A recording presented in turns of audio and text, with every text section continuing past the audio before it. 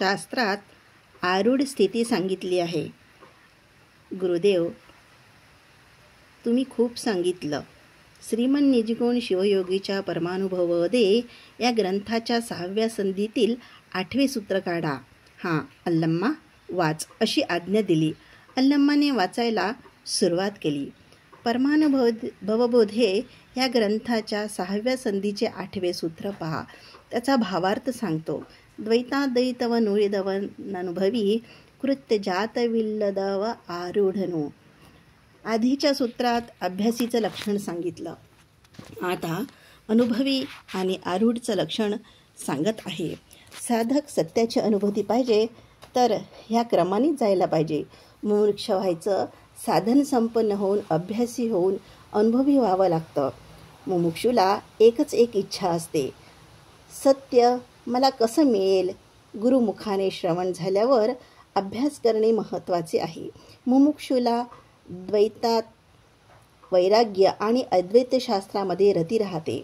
द्वैताद्वैत भाव सोडला तर त्याला अनुभवी म्हणतात.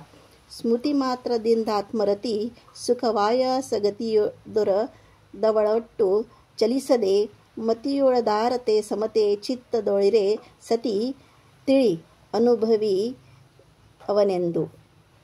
अभ्यास खूप केला आहे म्हणून नुसतं स्मरण केलं तर अनुभूती होते. खूप पाठ करून करून त्याला श्लोक पाठ झालेला असतो. नुसतं स्मृती केली म्हणजेच स्मरण केलं तर त्याला पुढचं सगळं आठवते. तसंच स्मृतीने त्याला अनुभव आनंद होतो. आत्म्याच्या एकत्वाचं सुख होते आणि येऊन थांबते. आत्मानुभूती होते. मती म्हणजे बुद्धीत उदारता, समता, एकत्व आणि आनंदातच राहतो. त्याच्यात काही भेदच राहत नाही. आत्मसुखात आनंदातच तो राहतो. आत्म्यामध्ये रती, शास्त्रामध्ये रती, कर्मात रती, योगात रती, लोक अपवादाची भीती नाही. रती म्हणजे प्रीती, रतविरती असलेला अभ्यासी. रती आणि विरती नाही. तनु मन धन धान्य वनितामध्ये रतिविरती नाही. निजभावात म्हणजे आत्मभावात हे पाहिजे ते नको हे काहीही त्याच्यात नाही. त्याला आरूढ म्हणतात. इहलोक परलोकातील विषय रतिविरती नाही. उदासीन आहे.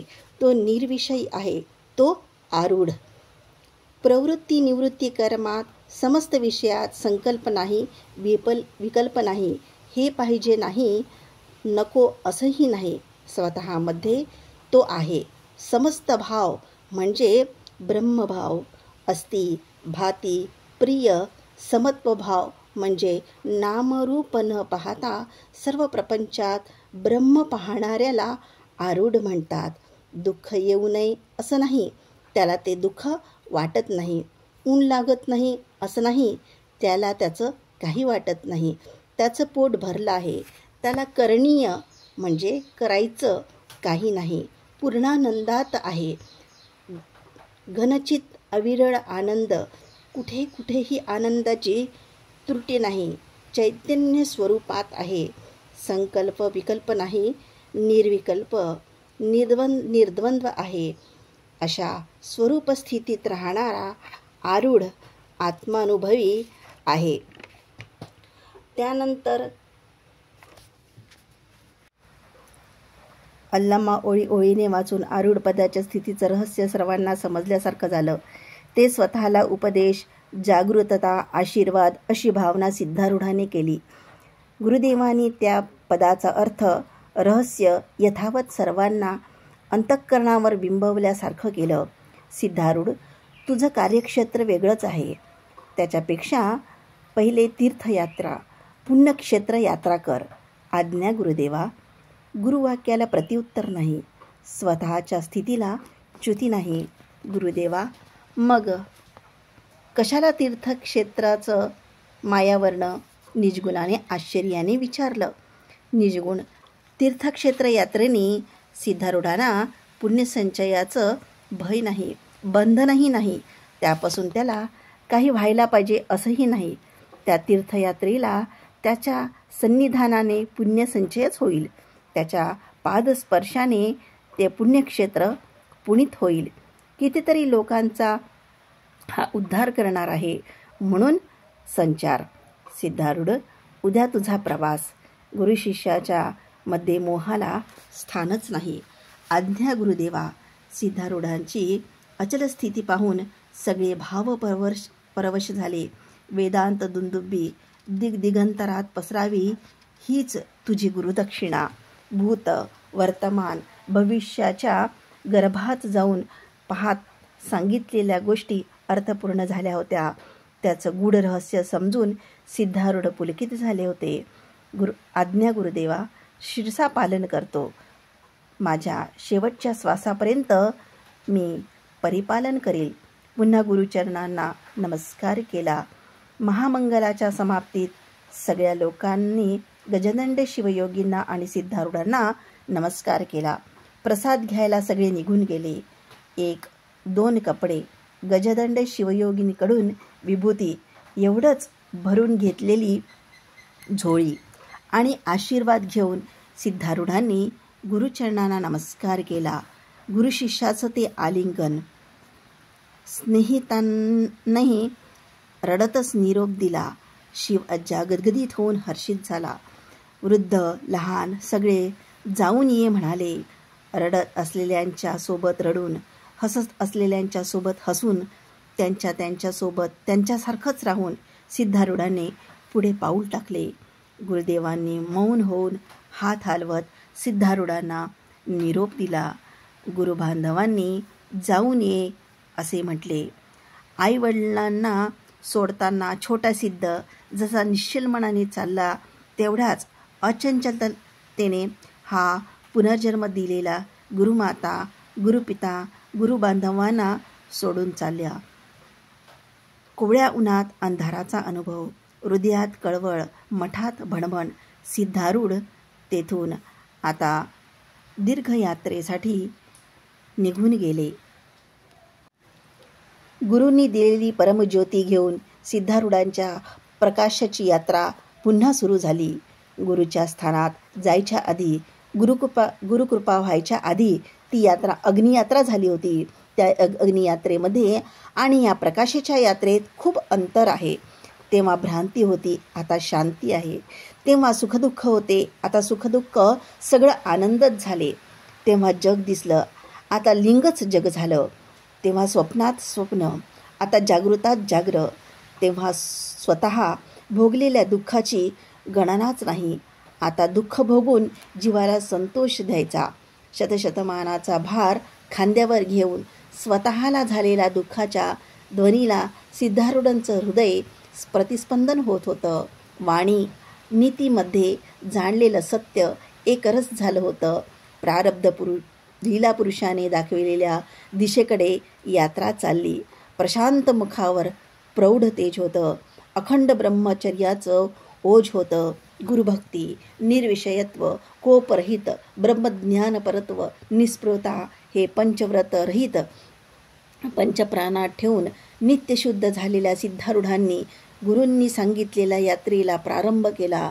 जिथे पुण्यारण्य आहे, जिथे नदीतीर आहे, जिथे शोभनाश्रय आहे, तिथे लीलेने संचार करत ते किष्किंधेला सिद्ध आले.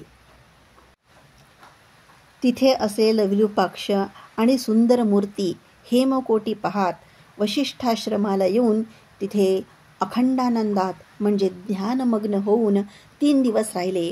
पुढे विस्ताराने असलेलं मातुंगाश्रमामध्ये दिसणारं स्फटिक शिलेवर बसून नंतर हे सुंदर सुक्षेत्र तपस्येची भूमी आहे की नाही असं परीक्षा करून पाहावं आणि तिथे 9 दिवस उपवास केला. तेव्हा भूक तहानेची बाधा त्यांना झाली नाही. इंद्रियात संशय विपरीत भावना न राहता, मलविक्षेप दोष न राहता अखंड ब्रह्माकार वृत्तीने राहिलेल्याने ही तपस्येची भूमी आहे असं समजले. नंतर पंपा सरोवरात स्नान करून कोदंडरामाची मूर्ती, चक्रतीर्थ आणि वाली भांडार पाहात आनेगुंदीला आल्यावर तिथे आभाळ आलं. विजा चमकू लागल्या आणि जोरात पाऊस चालू झाला. तुंगभद्रा नदीत पाण्याचा प्रवाह वाहत होता. तेव्हा सिद्धारूढांनी एका देवळाचा आश्रय घेतला. खूप वेळानंतर पाऊस थांबला. तेव्हा काही गोपालक नदीच्या किनाऱ्यावर बसून जेवण करत होते. तेव्हा सिद्धारूढ मंदिरातनं बाहेर येऊन त्यांच्याकडून भिक्षा घेऊन जेवले. त्यानंतर आनेगुंदी ह्या गावात येऊन बाजारपेठ पाहत जात असताना तिथल्या राजाच्या कुलदैवत असलेल्या शिवालयात विशेष पूजा चालू होती. ते पाहून देवळात गेल्यावर पुजारी, तू कोणत्या जातीचा, कुळाचा? तू हीन कुळातला दिसतो, बाहेर जा, असं सांगितलं. तेव्हा सिद्धारूढ, हीन कोणाला म्हणतो? स्थूल शरीराला की सूक्ष्म शरीराला की कारण शरीराला? शरीरात असलेल्या ज्ञानरूप आत्म्याला हीन म्हणतोस? कोणाला हीन म्हणतोस सांग.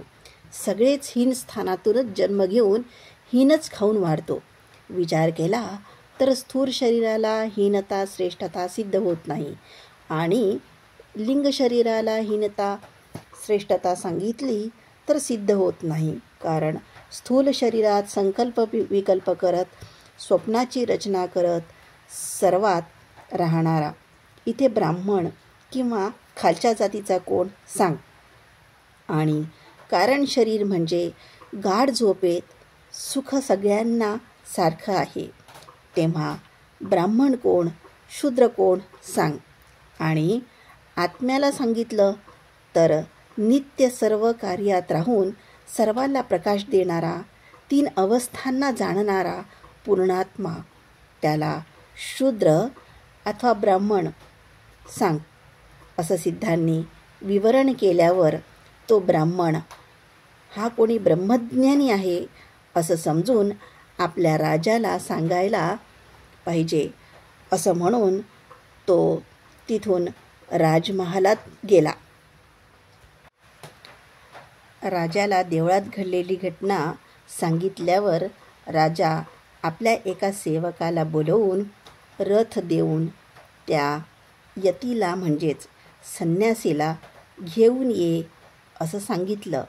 तेव्हा सेवक राजाज्ञेप्रमाणे रथ घेऊन सिद्धांना विनंती करत, महाराज, आमच्या राजाने आपल्याला बोलवलं आहे, कृपा करून यावे, या प्रकारे नम्रतेने सांगितलं.